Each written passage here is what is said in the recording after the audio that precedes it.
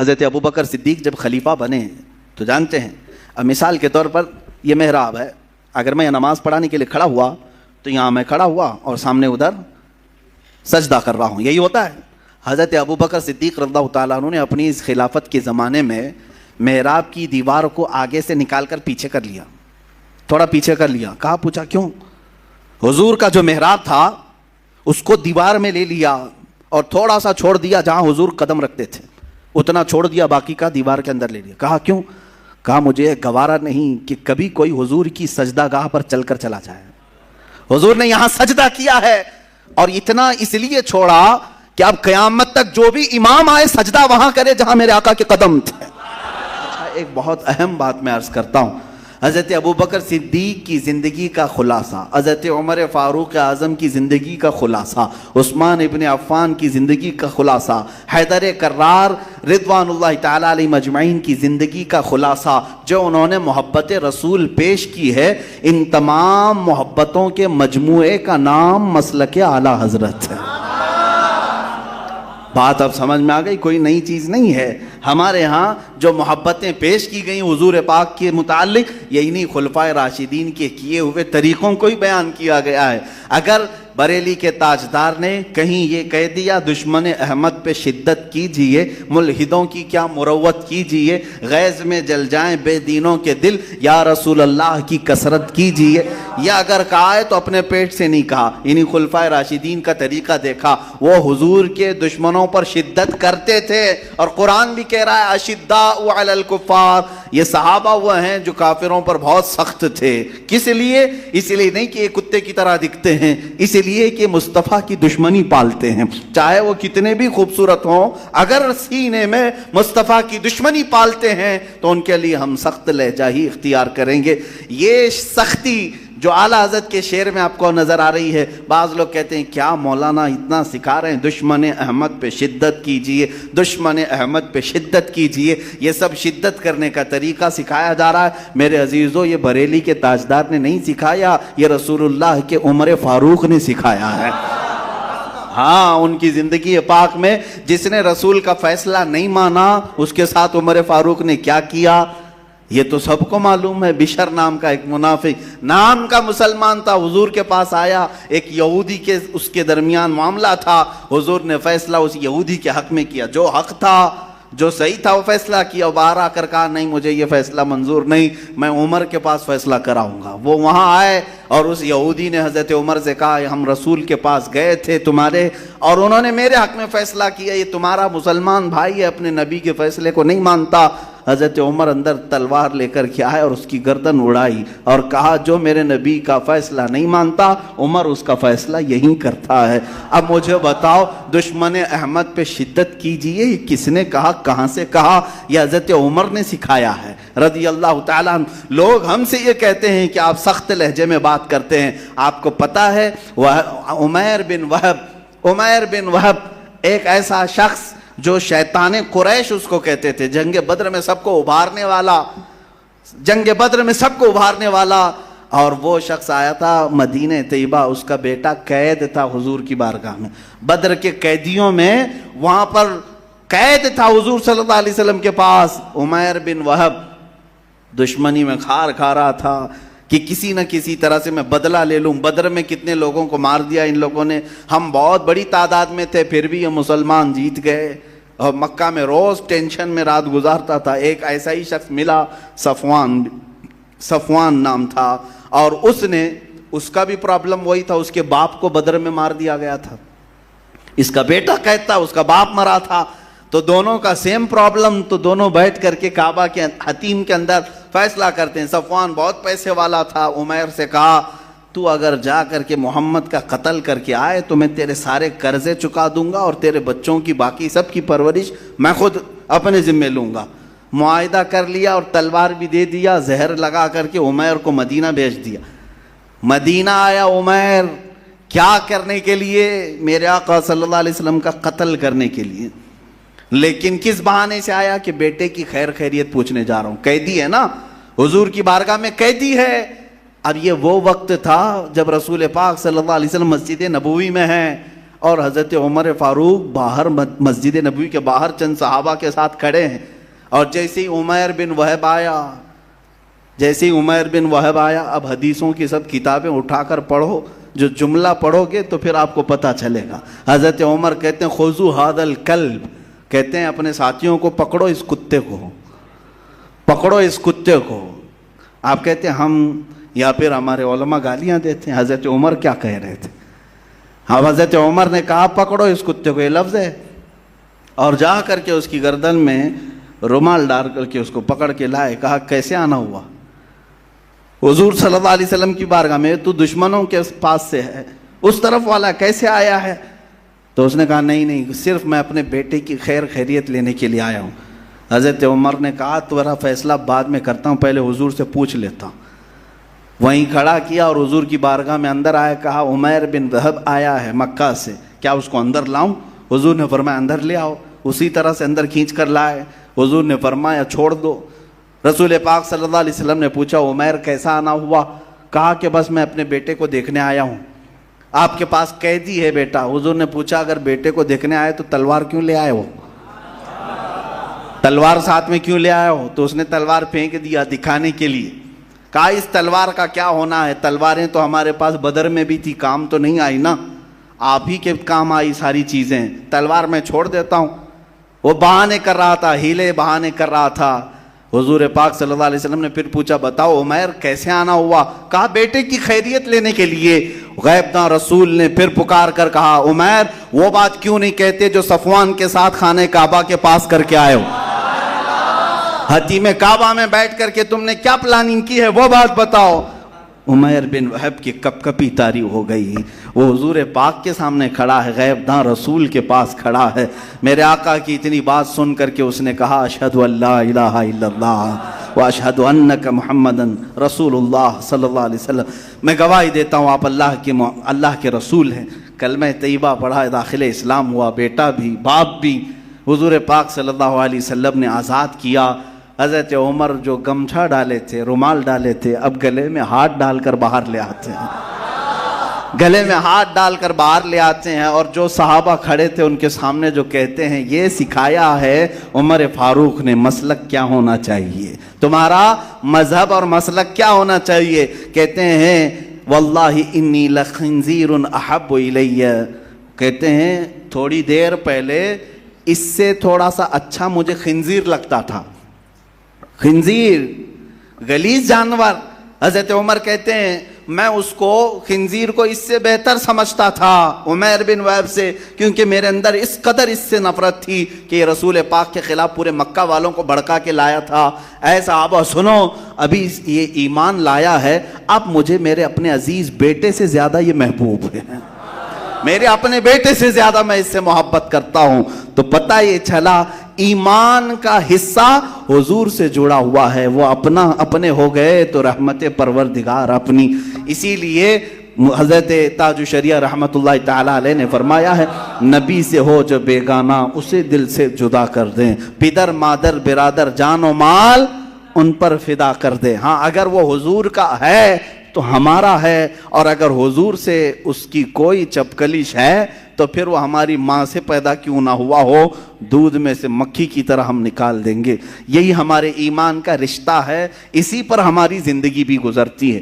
صدیق اکبر رضی اللہ تعالیٰ عنہ اور حضرت عمر فاروق رضی اللہ تعالیٰ عنہ دونوں کی زندگی میں جو خاص عنصر نظر آتا ہے وہ یہی ہے، محبت مصطفیٰ صلی اللہ علیہ وسلم۔ اچھا ان دونوں نے حفاظت بھی کیسے کی ہے؟ کسی کو پر مارنے نہیں دیا، کسی کو بارگاہ رسالت مآب صلی اللہ تعالیٰ علیہ وسلم میں کوئی سوراخ کرنے تک نہیں دیا۔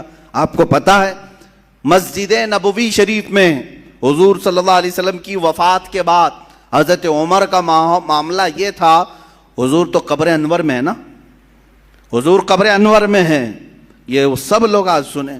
حضرت عمر اگر بیٹھتے مسجد نبوی میں، مسجد بڑی ہے، کہیں کونے میں کوئی بات چیت کر رہا ہوتا، کہیں کوئی ادھر ادھر بیٹھ کر کے بات چیت کر رہے ہوتے، کنکریاں اٹھا کر کے ان کو مارتے ہیں، کنکریاں اٹھا کر کے مارتے، اور یہ کہتے کہ کس کی آواز مسجد میں بلند ہوئی، کیا اسے خبر نہیں ہے کہ اللہ کے رسول آرام کر رہے ہیں، اللہ کے رسول آرام فرما رہے ہیں. یہ ظاہری زندگی کی بات نہیں کر رہا ہوں, وفات کے بعد حضرت عمر مسجد نبوی میں کسی کو بلند آواز سے بات کرنے نہیں دیتے تھے, کبھی بات کرنے نہیں دیتے تھے. میرے عزیزو, یہ عقیدہ بھی وہیں سے ہم نے سیکھا ہے. تو زندہ ہے واللہ, تو زندہ ہے واللہ. میری چشم عالم سے چھپ جانے والے سیدہ عائشہ صدیقہ رضی اللہ تعالیٰ عنہ کسی کو میخ مارنے نہیں دیتی تھی. وہاں آس پاس میں کوئی دیوار میں میخ مارے, زور آواز آئے تو آپ منع کرتی کہ رسول پاک صلی اللہ علیہ وسلم آرام فرما ہے, یہاں بلند آواز آئے گی تو ایمان کا خطرہ ہے, ایمان جانے کا خطرہ ہے.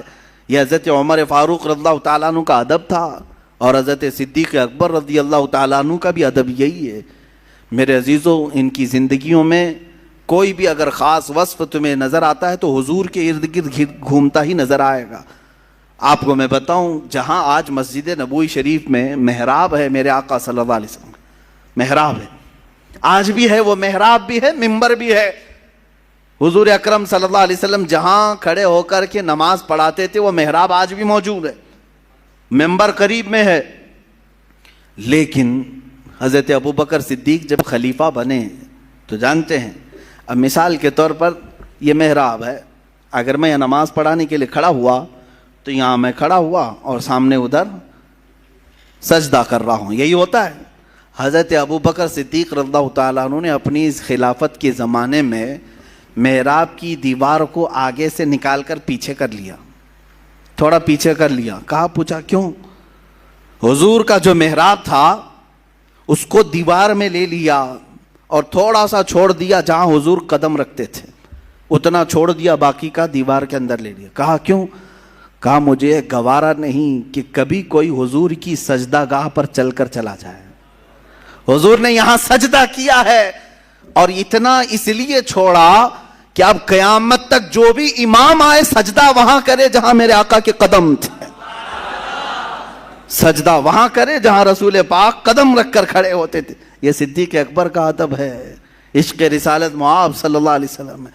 عزیزان گرامی وقار, وہ قرآن پر عمل کرنے والے صحابہ تھے, خلفائے راشدین. انہوں نے ہمیں اپنی زندگیوں سے جو سکھایا ہے وہ درس محبت ہی سکھایا ہے, میرے آقا صلی اللہ تعالیٰ علیہ وسلم کی زندگی پاک کا. اب میں تھوڑے سے آپ کی خلافت کے زمانے دونوں کی عرض کر دوں, وقت بہت کم ہوتا ہے, ان کی زندگی کے جو خاص عناصر تھے وہ مجھے عرض کرنا ضروری ہے. میرے عزیزو, آپ خلفائے راشدین کو پڑھو, صحابہ کو پڑھو, کل ملا کر کے یہ نچوڑ ملے گا. حضور اکرم صلی اللہ تعالیٰ علیہ وسلم کی زندگی پاک کو اگر تم نے اپنی زندگی میں نہیں شامل کیا یا خیال نہیں کیا تو تمہارا نام صرف مسلمان رہ جائے گا, اسلام سے تمہارا کوئی تعلق ہی نہیں رہے گا. الا لا ایمان لمن لا محبت لا, آگاہ ہو جاؤ, خبردار ہو جاؤ. جمعہ کے خطبے میں سنتے ہوں گے یہ لفظ, کہا جاتا ہے آگاہ ہو جاؤ, خبردار, تم میں سے کسی کا ایمان نہیں جس کے سینے میں حضور کی محبت نہیں. الا لا ایمان لمن لا محبت لا, خبردار, اس کا ایمان ہی نہیں جس کے سینے میں حضور کی محبت نہیں. ہم یہی چیز اب تک سیکھ کر کے آئے اور اللہ ہماری نسلوں میں بھی یہی چیز باقی رکھے, یہی چیز باقی رکھے. اگر اپنی زندگی میں آج کچھ کر سکتے ہو تو یہی کرو, اپنے بچوں کو حضور کی محبت سکھاؤ, نہیں پلاؤ, پلاؤ. اب آگے جو زمانہ آ رہا ہے بڑا خطرناک ہے, آندھیاں چلیں گی, طوفان چلیں گے. کس چیز کے؟ ہواؤں کے نہیں, کفر و شرک کی آندھیاں, گستاخان رسول کی آندھیاں, بد عقیدوں کی آندھیاں. یہ تمہاری اولاد کے اوپر بجلی بن کر کے بھی کڑک سکتی ہیں. بہت ساری اس طرح کی خرافات اب دیکھنے کو مل رہی ہیں. انہوں نے حد کر دیا ہے سوشل میڈیا پر, ٹیلی ویژن پر, پرنٹ میڈیا پر, الیکٹرانک میڈیا پر, سب پر اپنی اجازہ داری قائم, اور سب ٹارگٹ بناتے ہیں حضور کی ذات کو. اور ایسے میں اگر تم کچھ کر سکتے ہو تو اپنی اولاد کی تربیت میں محبت مصطفیٰ گھول کر پلاؤ. بچوں کو ہمیشہ یہ سکھاؤ, میرے آقا کا نام بھی آئے تو ادب سے لیا کرو. ہاں, اس کو ہلکے میں نہ لیں. ہم بزرگوں سے پہلے سے انگوٹے چوم کر کے یہ ادب کا ایک ماحول پیش کرتے تھے کہ نبی کا نام آئے تو عام کیفیت میں نہیں رہنا ہے. ترکی کے ایک بزرگ تھے, 96 سال کی عمر ہو گئی تھی ان کی, 96 ایئر کے. اگر تقریر میں حضور کا نام ذکر کرنا ہوتا محمد صلی اللہ علیہ وسلم چاہے وہ 40 مرتبہ بھی نام آئے وہ کرسی چھوڑ کر کھڑے ہو جاتے تھے. حضور کا نام، رسول پاک صلی اللہ علیہ وسلم کا نام وہ بیٹھ کر کے نہیں لیتے، یہ ان کا اپنا ادب تھا. محمود، سلطان محمود غزنوی جانتے ہیں ایاز کے بیٹے کو پکارتے تھے. ایاز کے بیٹے کا نام محمد تھا. ایک بار ایاز خاص وزیر ہے، محمود غزنوی کا خاص وزیر ہے، تو ایاز کے بیٹے کو پکارا، اے ابن یا ایاز، اے ایاز کے بیٹے آ جا. ایاز کو پتا چلا کہ سلطان نے آج میرے بیٹے کو نام لے کر نہیں پکارا، تو کہا کہ اس وقت ایسا ہی تھا، نام لے کر نہ پکارنا ناراضگی کی علامت ہوتی.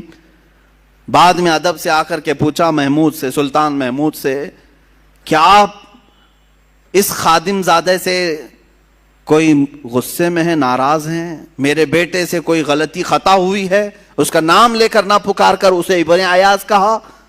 سلطان محمود نے کہا نہیں، ایسی کوئی بات نہیں، میں وضو سے نہیں تھا، میں وضو سے نہیں تھا، اس لیے میں نے محمد نام پکارا نہیں.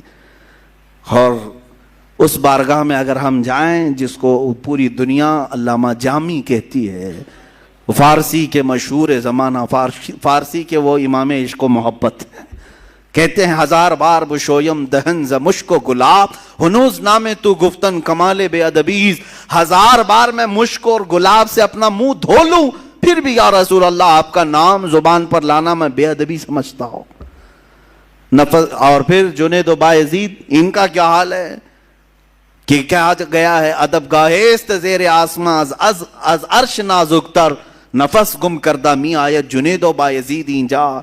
آسمان کے نیچے ادب کی ایک ایسی جگہ ہے کہ جنید بغدادی اور بایزید بستامی جیسے مشہور اولیاء جب اس بارگاہ میں آتے ہیں تو اپنی سانسیں بھی روک لیا کرتے.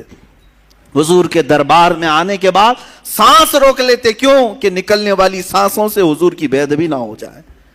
عزیزان گرامی، ہمارا مسلک، ہمارا مذہب ادب کا ہے، اور بارگاہ رسالت مآب صلی اللہ علیہ وسلم جتنا ادب ہم سکھا سکتے ہیں اپنی اولاد کو سکھاؤ، اور یہ بھی ساتھ میں سکھاؤ ہر چیز برداشت کر لینا، مگر حضور کی شان میں ادنا سی توہین کبھی برداشت نہ کرنا، کبھی برداشت نہ کرنا. حضور کے خلاف کوئی بات آئے تو ہرگز برداشت نہ کرنا. اب سیدنا ابو بکر صدیق رضی اللہ تعالیٰ عنہ کا زمانہ آیا حضور کی وفات کے بعد. میرے عزیزو، پہلی بات تو حضور کی وفات صحابہ کے لیے بہت بڑا صدمہ تھا، اور قیامت کی بڑی نشانیوں میں سے ایک بڑی نشانی یہ بھی تھی حضور کا رحلت کرنا. رسول پاک صلی اللہ تعالیٰ علیہ وسلم کی وفات صحابہ پر جو بجلی بن کر گری تھی اس کو الفاظ میں بیان کرنا بھی مشکل ہے. صحابہ کی کیفیت کیا تھی اس وقت؟ اگر بیڑا کسی نے سنبھالا تھا تو حضرت ابو بکر صدیق نے. صحابہ مغموم تھے، غمگین تھے، پریشان حال تھے، مسجد میں ساکت و جامد بیٹھے تھے. صدیق اکبر اللہ تعالیٰ عنہ نے ممبر پر چڑھ کر کے خطبہ دیا اور حضور کی تعریف بیان کرنے کے بعد کہا، اے صحابہ تم اللہ کی عبادت کرتے تھے یا محمد صلی اللہ علیہ وسلم کی؟ سبوں نے کہا اللہ کی. کہا پھر اٹھو، وہ اللہ کل بھی زندہ تھا، اب بھی زندہ ہے، ہمیشہ زندہ رہے گا. محمد صلی اللہ علیہ وسلم اس کی طرف سے پیغام لے کر کے آئے تھے، انہوں نے اپنا کام مکمل کر دیا، وہ اپنے رفیق اعلیٰ کے پاس چلے گئے، اور جو ان کے پاس واپس ملنا چاہتا ہے وہ ان کے قدم قدم، ان کے نقوش پا کی اقتدا کرے، ان کے قدموں کے پیچھے چلے. پھر صدیق اکبر کے اس خطبے نے امت کو اٹھایا، صحابہ نے آپ کے ہاتھ پر بیعت کی، خلافت راشدہ یہاں سے شروع ہوئی. سب سے پہلا چیلنج جو آیا حضرت ابو بکر صدیق کے سامنے، وہ کون سا چیلنج تھا؟ اللہ اللہ کیسے امتحانات ہوئے حضرت ابو بکر کے.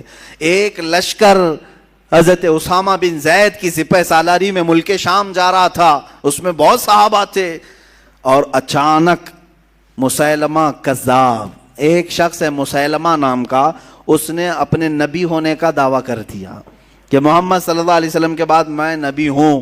وہ جھوٹا نبی بن گیا، جھوٹی نبوت کا دعویٰ کیا. اب اس کے بھی بہت سارے پیروکار ہو گئے، بہت سارے لوگ اس کے بھی ماننے والے ہو گئے. ایک چیلنج وہ تھا. اور حضرت ابو بکر صدیق رضی اللہ تعالیٰ عنہ کے زمانے میں یمن کے علاقے میں اور ایک فتنہ برپا ہو گیا. ایک اور جھوٹا نبوت کا مدعی اسود عنسی تھا. کئی محاذ آپ کے سامنے ایک ساتھ کھڑے ہو گئے، ایک ساتھ آ گئے، لیکن صحابہ کہتے ہیں کہ حضرت ابوبکر کی پیشانی پر کبھی بل تک نہیں آتے تھے، اتنے بڑے بڑے محاذ ہیں، حضور کی وفات ہوئی ہے۔ ایک اور جماعت نکل پڑی جو زکوٰۃ کا انکار کرنے لگے ہیں، کہا اب سے ہم زکوٰۃ نہیں دیں گے۔ زکوٰۃ کے منکرین بھی، مسیلمہ کذاب کے پیروکار بھی، جھوٹی نبوت کا دعویٰ کرنے والے۔ یمن میں اسود انسی کا ایک محاذ، ملک شام میں حضرت اسامہ بن زید کے لشکر کو بھی بھیجنا ہے۔ چار محاذ اچانک سامنے آئے، کون فیصلہ لے گا ایسے وقت میں؟ کون فیصلہ لے گا؟ عزیزان گرامی وقار، حضرت ابوبکر صدیق وہ تنہا پختہ ایمان والے تھے۔ حضرت عمر آ کر کے وہاں مشورہ دے رہے تھے کہ حضرت ابوبکر سے کہ تھوڑا اس کام کو ڈیلے کر لیں، پہلے یہ کام کر لیں گے۔ حضرت ابوبکر صدیق نے کہا اے عمر، وہ جوش کہاں چلا گیا تمہارا جو مکہ میں ہوتا تھا؟ ایمان لانے کے بعد تو حضرت عمر کہتے ہیں میں نے دیکھ لیا حضرت ابوبکر کا سینہ ایمان سے بھرا ہوا ہے، ایمان سے بھرا ہوا ہے۔ سبوں نے تصدیق کر دی۔ چاروں محاذ پر حضرت ابوبکر صدیق نے ہر ایک کو بھیجا۔ ملک شام اسامہ بن زید گئے، یمن کا محاذ سر کرنے کے لیے خالد بن ولید گئے، اور پھر اس کے مسیلمہ کذاب کے خلاف 1200 سے زیادہ صحابہ گئے، جس کو جنگ یمامہ کہتے ہیں۔ کئی ہزار صحابہ یہاں پر بھی گئے، لیکن جانتے ہیں یہ جنگ یمامہ جس میں مسیلمہ کذاب کے خلاف جنگ لڑی گئی تھی، اللہ میں بھی وہی پڑھ رہا تھا جنگ یمامہ کو، پھر کسی وقت میں تفصیل سے بیان کروں گا۔ یہ وہ جنگ تھی جو ختم نبوت پر ڈاکہ ڈالنے والوں کے خلاف تھی، سب سے پہلی جنگ ہے۔ جنہوں نے حضور کی ختم نبوت کا انکار کیا، صحابہ مدینے سے چل پڑے، اور جب جنگ ہوئی تو جانتے ہیں 1200 صحابہ شہید ہوئے تھے اس میں، 1200 صحابہ، جن کے اور بعض روایت میں 700 صحابہ جو سب کے سب حافظ قرآن تھے، شہید ہو گئے، پورے میدان میں بکھرے ہوئے تھے، کئی کی گردنیں الگ، کئی کے سر الگ، کئی کے دھڑ الگ، کئی کے ہاتھ پیر جدا، سب پورے میدان میں بکھرے ہوئے تھے۔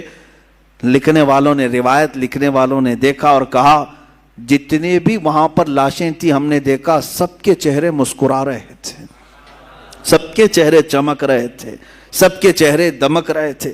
کیوں نہ چمکیں، کیوں نہ دمکیں؟ اس لیے کہ وہ جس کے لیے جان دے رہے تھے، وہ کوئی معمولی شخصیت نہیں تھی۔ جب وفات کے وقت وہ آ جائیں تو سارا درد بھی ہلکا ہو جائے۔ عزیزان گرامی، یہ جنگ یمامہ میں اتنی بڑی شہادتیں ہوئی۔ صدیق اکبر رضی اللہ تعالیٰ عنہ نے اس محاذ کو بھی سر کر لیا۔ مسیلمہ کذاب کو اسی وحشی صحابی نے، جن کا نام وحشی ہے، جنہوں نے حضرت امیر حمزہ کو قتل کیا تھا، وہ ایمان لائے بعد میں، اور وہی ذریعہ بنے مسیلمہ کذاب کو قتل کیا۔ وہ کہتے تھے میں جب ایمان نہیں لایا تھا تو اسلام کے ایک بڑے عظیم بطل جلیل بہادر کا قتل کیا، اسلام لایا تو مسیلمہ کذاب کو قتل کر کے میں نے پرانا کفارہ ادا کر لیا۔ حضور پاک صلی اللہ علیہ وسلم کی اس نبوت پر ڈاکہ ڈالنے والے کا خاتمہ ہوا، اسود انسی کا خاتمہ ہوا، اسامہ بن زید کا جو لشکر گیا تھا وہ بھی فتح مبین سے ہمکنار ہو کر واپس آیا۔ صدیق اکبر رضی اللہ تعالیٰ عنہ کے 2 سالہ خلافت کا زمانہ ایسا ہے جو سنہری فتوحات ہیں۔ جس جگہ حضرت ابوبکر صدیق نے بھیجا وہ فتح یاب ہو کر کے لوٹا۔